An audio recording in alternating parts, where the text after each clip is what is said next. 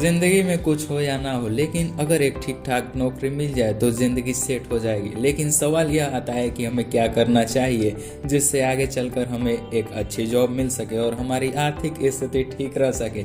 इस सवाल को लेकर अक्सर 10वीं तथा 12वीं के छात्र कंफ्यूज हो जाते हैं कि अब हमें आगे क्या करना चाहिए ताकि आगे भविष्य में चलकर हमें एक अच्छी जॉब लग सके। नमस्कार दोस्तों, अल्ट्रा सपोर्ट चैनल में आप सभी का स्वागत है। तो आज की इस वीडियो में हम जानेंगे कि ITI कोर्स क्या होता है, इसको पढ़ने में कितनी फीस लगती है तथा इसकी सैलरी कितनी मिलती है।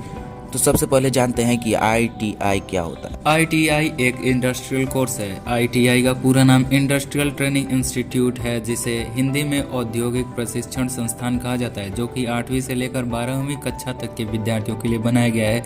इस कोर्स की खास बात यह है कि इसमें विद्यार्थी को इंडस्ट्री जगह पर काम करने के लिए तैयार किया जाता है ताकि विद्यार्थी एक अच्छी जॉब पा सके। ITI कोर्स को 8वीं से लेकर 12वीं तक के सभी विद्यार्थी कर सकते हैं, जिसके अंदर बहुत सारे कोर्स कराए जाते हैं, जैसे कि electrician, fitter, plumber, diesel mechanic, COPA इत्यादि।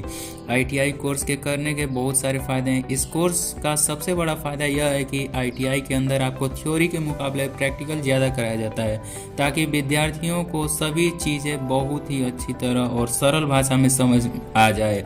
अगर आप 8वीं कक्षा उत्तीर्ण हैं या 10वीं कक्षा उत्तीर्ण हैं तो आप ITI में एडमिशन ले सकते हैं। भारत में भी टोटल 12,000 ITI कॉलेज, जिसमें 2300 के आसपास सरकारी ITI हैं और 9,500 प्राइवेट ITI कॉलेज हैं, और यह आंकड़ा पिछले साल से लगातार बढ़ती जा रही है। पिछले वर्ष ITI में दाखिला लेने के लिए विद्यार्थियों की संख्या में 45% बढ़ोतरी हुई है।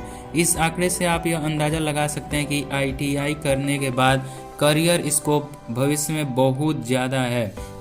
आगे बढ़ते हैं और जानते हैं कि ITI कितने प्रकार के होते हैं। ITI मुख्यतः 2 प्रकार के होते हैं। पहला NCVT और दूसरा SCVT। NCVT ITI को केंद्र सरकार द्वारा संचालित किया जाता है और NCVT ITI को राज्य सरकार के अंतर्गत संचालित किया जाता है। बहुत सारे प्राइवेट ITI भी होते हैं जो कि NCVT के द्वारा संचालित किए जाते हैं। अब बात करें सरकारी ITI की, तो हर ब्लॉक में एक सरकारी ITI की स्थापना की गई है। ITI में इंजीनियरिंग ट्रेड के नाम radio mechanic, TV mechanic, mechanic refrigerator and air conditioning, mechanics grinder, information technology, electronic system maintenance, electronic mechanic, radiology mechanic. ITI में सबसे अच्छा कोर्स कौन सा होता है? आपके मन में ये सवाल बिल्कुल आता होगा, तो आइए इस सवाल का भी आपको जवाब बता दें। ITI में सबसे अच्छा कोर्स इलेक्ट्रीशियन ट्रेड को माना जाता है। इलेक्ट्रीशियन ट्रेड ITI का सबसे लोकप्रिय ट्रेड है, जो कि 2 साल का कोर्स है। इलेक्ट्रीशियन ट्रेड से आप ITI करके आगे अपने भविष्य में एक अच्छी जॉब पा सकते हैं। अब जानेंगे कि ITI करने के लिए आपकी योग्यता कितनी होनी चाहिए। सबसे पहले आपको किसी मान्यता प्राप्त बोर्ड से 35% अंकों के साथ 10वीं पास करना होगा। आपकी उम्र 14 वर्ष से लेकर 40 वर्ष के बीच में होनी चाहिए। ITI करने के लिए आपको भाषा का ज्ञान होना चाहिए।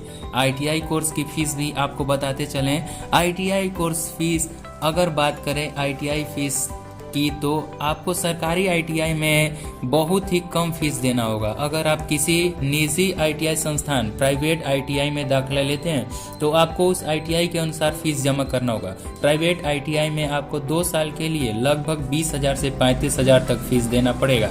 ये रकम आपके ITI के अनुसार कम और ज़्यादा भी हो सकते हैं। ITI के बाद लगने वाली सरकारी नौकरियाँ।